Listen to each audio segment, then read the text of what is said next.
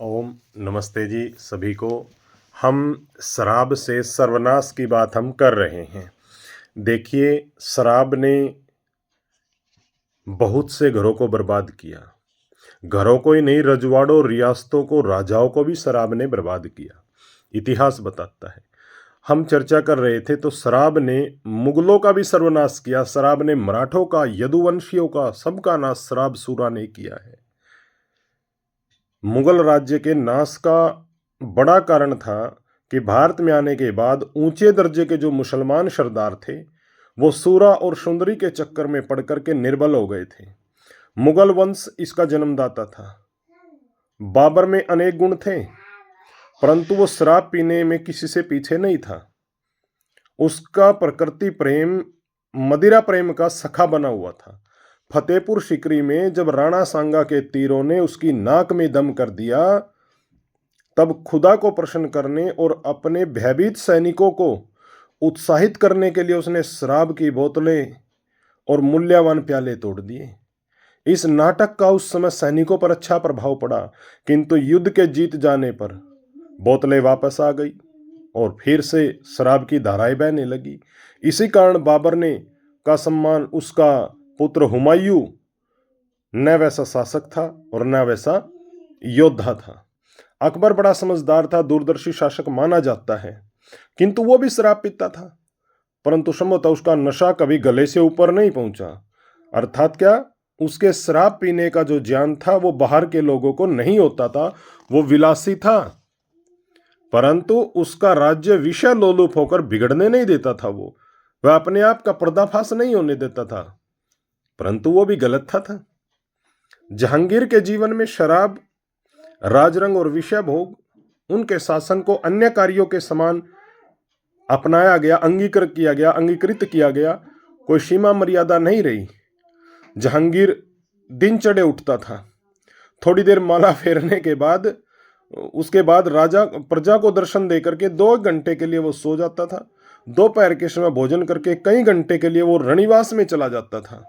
दोपहर के बाद हाथियों का युद्ध मनोरंजन के देखने में जुट जाता था। फिर भोजन का समय हो जाता, फिर भोजन के पीछे वो शराब पीता था। वो भोजन पचाने के लिए पर्याप्त मात्रा में पीता था।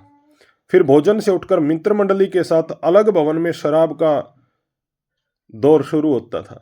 उसमें बादशाह 5 प्याले शराब के चढ़ाता, शराब के पीछे अफीम की बारी आती थी और अफीम से नींद आ जाती थी। तब वह थोड़ी जाती तो रात का भोजन तैयार हो जाता। यह तो उसकी साधारण दिनचर्या थी।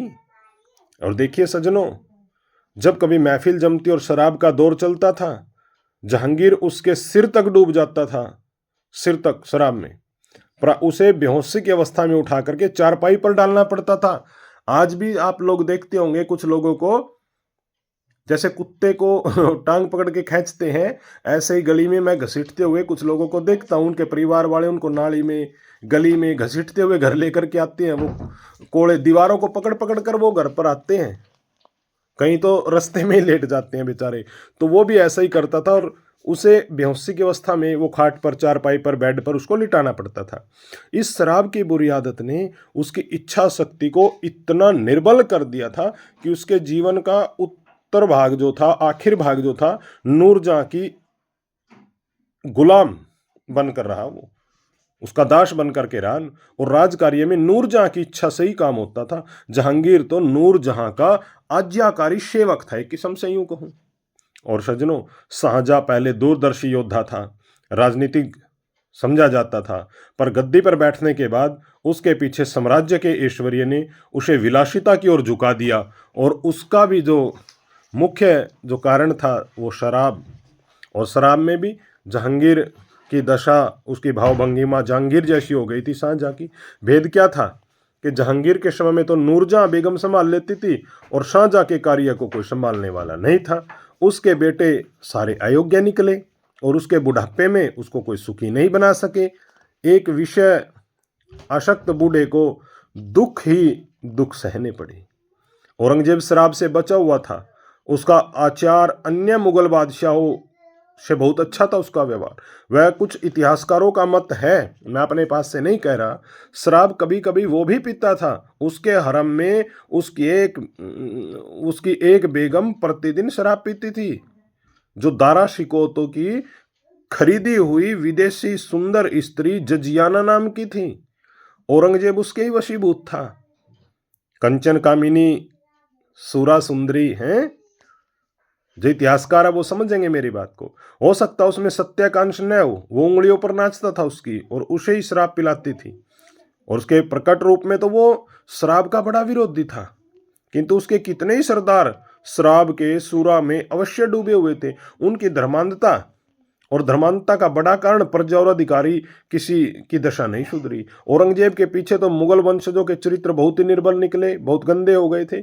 उनमें शक्ति रही न शुद्धता रही। राजा का प्रभाव राजा पर पड़ता है, प्रजा पर पड़ता है। जहांगीर के समय में नवाबों के महलों में सूरा और सुंदरियों का राज्य था। शाहजहां के समय तक पहुंचते पहुंचते बाबर के साथ आए हुए और कठोर और वीर सैनिकों के वंशज मध्य और स्त्रियों के दास बन चुके थे। वे युद्ध क्षेत्र के लिए सर्वथा अयोग्य हो चुके थे। वे सब प्रजा और राजा की चिंता छोड़ करके धन विलास में, भोग विलास में, स्वार्थ में फंसे हुए थे। सैनिकों का कोई गुण उनके में नहीं शेष रह गया था। उनके बाप दादा तलवार से दिल्ली और आगरा पर विजय प्राप्त की थी उन्होंने। वे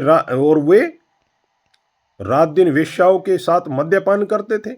विलासिता में अपने वीरता आदि जो गुण थे वो समाप्त हो गए थे, क्योंकि मद्यपान से और विलासिता में जो वीरता आदि का जो गुण है वो समाप्त हो जाया करता है। मोहम्मद शाह रंगीला और जहानदार शाह इनके समान मुगल बादशाह पैदा हो गए, जो युद्ध भूमि में सुनहले ओहदों पर बैठ कर के जाते थे।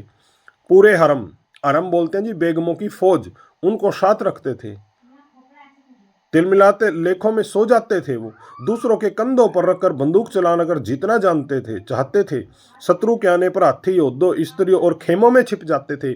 ऐसी दशा होने पर आश्चर्य है कि मुगल साम्राज्य इतने दिनों कैसे चला। शराब और विलासी जीवन के कारण राजकुमारों में ईर्ष्या, लोभ आदि इतने दुर्गुण आ गए, दुर्व्यसन आ गए कि वे माता पिता को, भाई बंधु सबको मारकर राजगद्दी के स्वामी अपने आप स्वयं बनना चाहते थे। अकबरबाद के समय क्या था, शहजादा सलीम जो जहांगीर था उसने अपने इलाहाबाद में अपने पिता के जीवन काल में इस स्वतंत्र बादशाह होने का दावा खड़ा कर दिया। अपने नाम के सिक्के चलवा दिए, चालू कर दिए। अफसरों की नियुक्ति और स्वतंत्र होने की आज्ञाएं चालू कर दी। वह तो अकबर का तेज था जिसने शाहजहां की भांति बूढ़ा और कैदी होने से बचा दिया। बादशाह होने पर तो जहांगीर इतना निर्भय और निर्लज्ज हो गया था कि उसने अपने सिक्कों पर शराब का प्याला अपने हाथ में लिए हुए चित्र अंकित कराए। उसकी संतान की बड़ी दुर्गति हुई, क्योंकि जहांगीर अपनी छाया से भी डरता था, क्योंकि वह अपने पिता के साथ द्रोह कर चुका था।